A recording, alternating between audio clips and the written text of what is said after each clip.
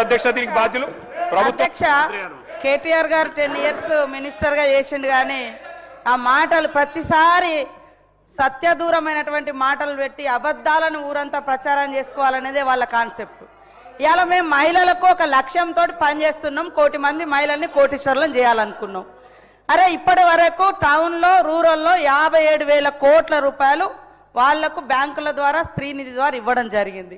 మీ లెక్క మేము రెండోసారి అధికారానికి వచ్చినాక 1 రూపాయి కూడా మీరు మహిళలై వడ్డీ లేని రుణాలు ఇవ్వలేదు. పైగా 3,000 కోట్ల రూపాయలు వాళ్ళ మీద భారం పెట్టిపోయినరు. మేము ఈ 6 నెలలకు ఒకసారి 3 నెలలకు ఒకసారి వాళ్ళ ఇచ్చిన ఇప్పటి వరకు దాదాపుగా 1121 కోటి రూపాయలు 1121 కోట్ల రూపాయలు వాళ్ళ వడ్డీ డబ్బులను అంటే వాళ్ళ వడ్డీని పే చేయడం జరిగింది. మేము ఎగ్గొట్టలే అధ్యక్ష, చేస్తా ఉన్నాం. ఎందుకు ఇంత లేడీస్ అంటే మీకు అంత వ్యతిరేకం? అరే ఒక లక్ష్యం పెట్టుకున్నాము, ఆ లక్ష్యాన్ని ఆ సంకల్పాన్ని రీచ్ కావాలనుకుంటున్నాము. మేము ఇవాళ మీరు మూతేసినటువంటి శిల్పారామం దగ్గర 106 షాప్స్ మహిళలకు వివిధ గ్రామాల నుంచి ఉత్పత్తి చేసినటువంటి వాళ్ళకు మార్కెట్ సౌకర్యం కల్పించినాం. మీరు ఫ్రీ బస్సు పెడితే కూడా దాని మీద అనేక రకాల సెటైర్లు, తప్పుడు ప్రచారాలు, తప్పుడు వీడియోలను చిత్రీకరించడం, ఇవన్నీ కూడా అది మీ వంతు. ఇది తప్పు, ఇది సరైంది కాదు. తరతరాల అణిచివేత నుంచి ఆత్మగౌరవంతో, అస్తిత్వంతో, ఆత్మవిశ్వాసంతో ముందుకొస్తున్నటువంటి ఆడవాళ్ళ వెంట సపోర్టుగా ఉండండి, సహకరించండి. అది నిర్ణయాధికారంలో కావచ్చు, కుటుంబ అధికారంలో కావచ్చు, రాజకీయ అధికారంలో కావచ్చు. నేను చెప్తాను అధ్యక్ష, ఒక ఉదాహరణ. మొన్న మా దగ్గర మేడారం అయింది.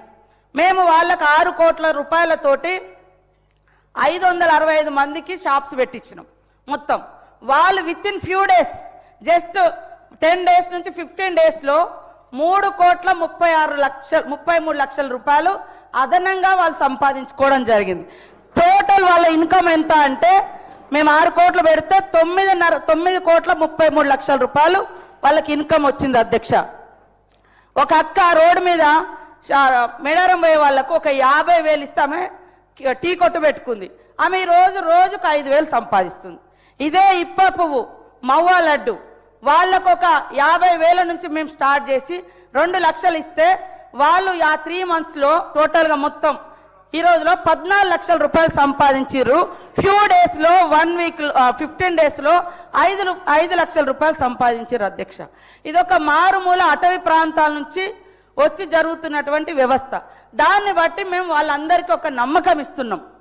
మీరు ఇట్లా చేసుకోండి, ఈ రకంగా బ్యాంక్ లింకేజ్ ఇస్తాం, దాంట్లో ఇంతవరకు మాఫీ చేస్తున్నాం. ఇది తప్ప అధ్యక్ష? ప్రతిసారి ఎగతాళి మాటలు, బస్సు పెడితే ఎగతాళి, వడ్డీ అంటే వడ్డీ లేని రుణాలంటే ఎగతాళి. మీరేం చేశారు మరి 10 ఏళ్ళు? ఇవాళ మీరు ఇన్ని మాటలు మాట్లాడుతున్నారు. కేటీఆర్ గారు మీరు మాట్లాడినవన్నీ ఒక్కసారి మిమ్మల్ని మీరు ఆత్మ పరిశీలన చేసుకోండి. మీరు 10 ఏళ్లలో ఎన్ని ఇళ్ళు ఇచ్చారు? ధనిక రాష్ట్రం అని గొప్ప చెప్పారు కదా, మరి ఎందుకు పేదోళ్ళకి ఇల్లులు ఇవ్వలేదు? మరి ఎందుకు అందరికి ఉద్యోగాలు ఇవ్వలేదు? ఎందుకు దళితులకు భూములు పంచలేదు? మరి ఎందుకు మీరు అదే 2019 బడ్జెట్లో 100 కోట్లు నిరుద్యోగ భృతి అని 100 కోట్ల రూపాయలు బడ్జెట్లో కూడా యాడ్ చేశారు? మరి ఎందుకు ఇవ్వలేదు? ఎందుకు ఇవ్వలేదు అంటున్నా. చెప్పడానికి బాగానే ఉంది, మరి ఎందుకు చేయలేదు? ఇవాళ మీరు చేయలేదు. మీరు చెప్పండి, ఆడవాళ్ళ అభయహస్తం డబ్బులను కూడా మీరు వాడుకున్నారు, ఎందుకు ఇవ్వలేదు? అప్పుడు వైఎస్ఆర్ గారి హయాంలో వాళ్ళు జమ చేసుకున్నారు, ఇయ్యలేదు.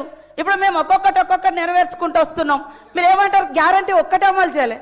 అరే రైతు రుణమాఫీ, మీరు ఎట్టే టైంలో రైతు రుణమాఫీ అన్నారు, 10 ఏళ్లలో కూడా కంప్లీట్ చేయలేకపోయారు. అవే కదా అట్లా మిగిలి ఉన్నాయి. ఇవాళ 0 బిల్ ఇస్తలేమా? 200 యూనిట్ల కరెంట్ ఇస్తలేమా?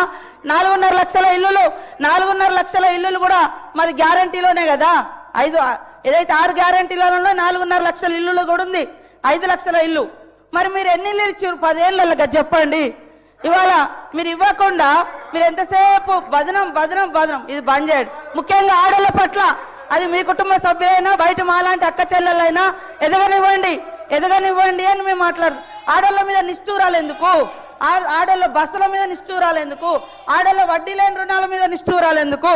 కాబట్టి ఈరోజు మీరు చేసినటువంటి అప్పుల కుప్ప మూలంగానే ఈరోజు ఈ ప్రభుత్వం అనుకున్న నిర్ణయాలను ఇంకా కంప్లీట్ చేయలేకపోయినాం.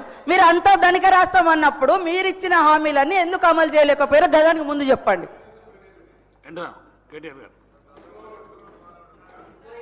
మంత్రి గారు అన్ని విషయాలు చెప్పారు అధ్యక్ష, కానీ అసలు విషయం చెప్పలేదు. మొదటి గవర్నర్ ప్రసంగంలో 1,00,000 కోట్లు వడ్డీ లేని రుణం అన్నారు. ఇప్పుడు దానికి కట్టుబడి ఉన్నారా లేదా అని అడిగాను అధ్యక్ష. 2,000 కోట్లు బాకీ ఉన్నారు వడ్డీ లేని రుణం, ఇస్తారా లేదని అడిగిన. అది చెప్పాలి, అన్ని చెప్పింది కానీ అది చెప్పలే అధ్యక్ష.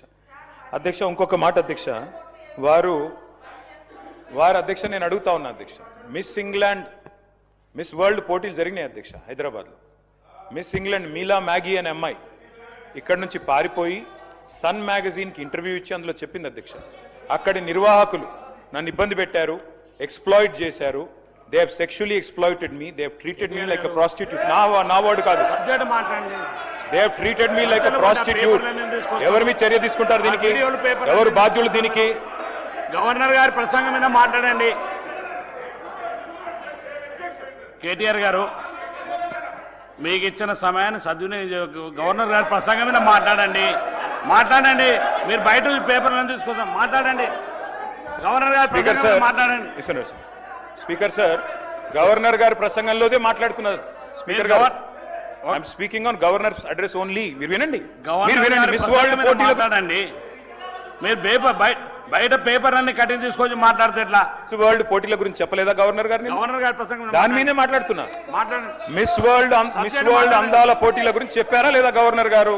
ఈ అమ్మాయి సిట్ వేయండి, స్పెషల్ ఇన్వెస్టిగేషన్ టీం వేయండి, వెంటనే కాన్స్టిట్యూట్ చేయండి. అమ్మాయికి అన్యాయం జరిగింది, దేశం పరువు తీశారు మీరు, భారతదేశం పరువు విదేశాల్లో తీశారు. సిగ్గు మీరు. డిప్యూటీ సీఎం గారు. అధ్యక్ష,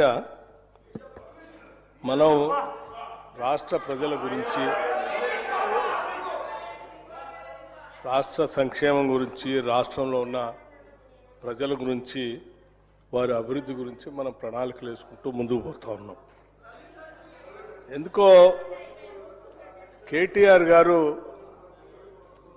దారి తప్పుతున్నారేమో అనిపిస్తూ ఉంది నాకు.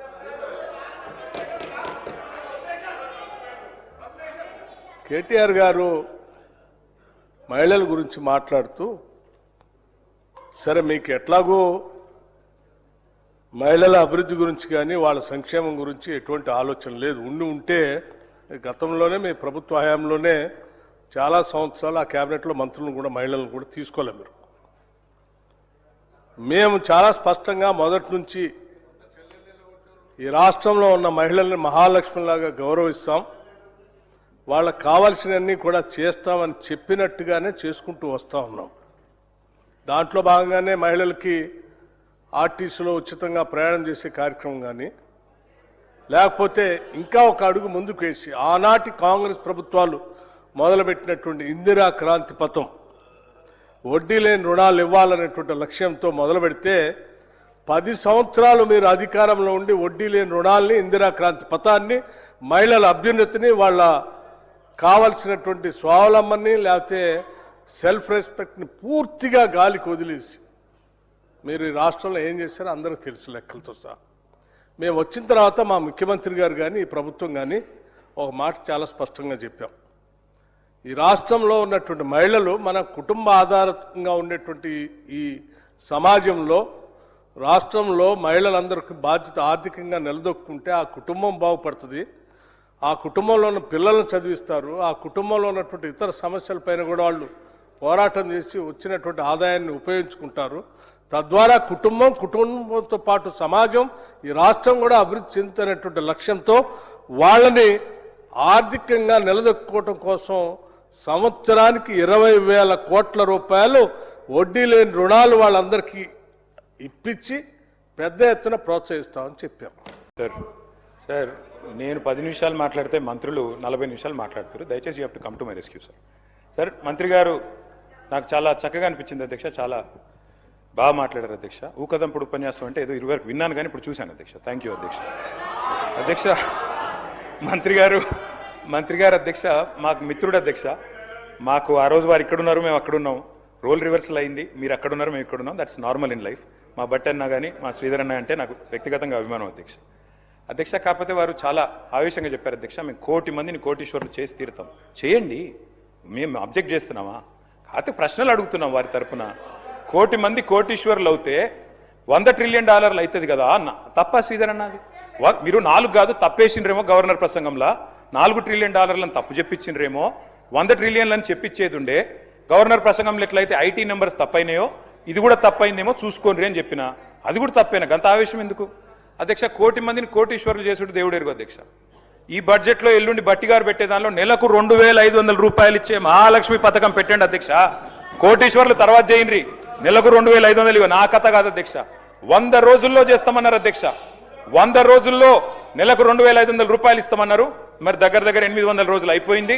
ఇప్పుడన్నా నిలబెట్టుకోండి అని రాష్ట్రంలోని మహిళల తరపున అడుగుతా ఉన్నాను అధ్యక్ష. మొదటి గవర్నర్ గారి ప్రసంగంలో, తమిళిసై గారి ప్రసంగంలో ఆ రోజు చెప్పించారు అధ్యక్ష, ఏమని?